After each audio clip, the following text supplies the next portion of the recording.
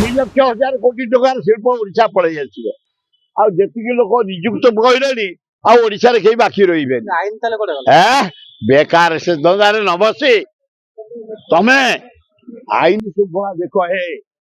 କେତେ ନାରୀ ନିର୍ଯାତନା ହେଲାଣି ଏଇଠି ଦେଖ।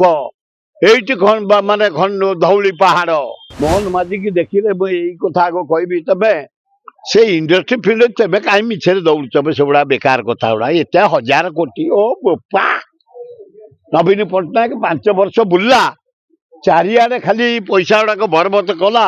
ଭୁବନେଶ୍ୱରରେ ଆରବ କଣ୍ଟ୍ରିରେ, ବମ୍ବେରେ, ଦିଲ୍ଲୀରେ ଏଇଭଳିଆ ମେଳା କରିକିରି ଖାଲି ବାହାରିବ 60,000 କୋଟି ଟଙ୍କା ଶିଳ୍ପ ଆସିବ, 50,000 ନିଯୁକ୍ତି ପାଇବେ।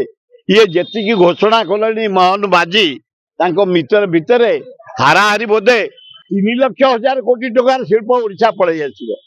ଆଉ ଯେତିକି ଲୋକ ନିଯୁକ୍ତ କହିଲେଣି ଆଉ ଓଡିଶାରେ କେହି ବାକି ରହିବେନି। ଆଇନ ତାହେଲେ କୁଆଡେ ଗଲା?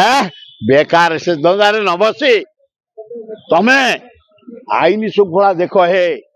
କେତେ ନାରୀ ନିର୍ଯାତନା ହେଲାଣି ଏଇଠି ଦେଖ। ଏଇଠି ମାନେ ଧଉଳି ପାହାଡ। ଏଇଠି ଦେଖ ଗୋପାଳପୁର।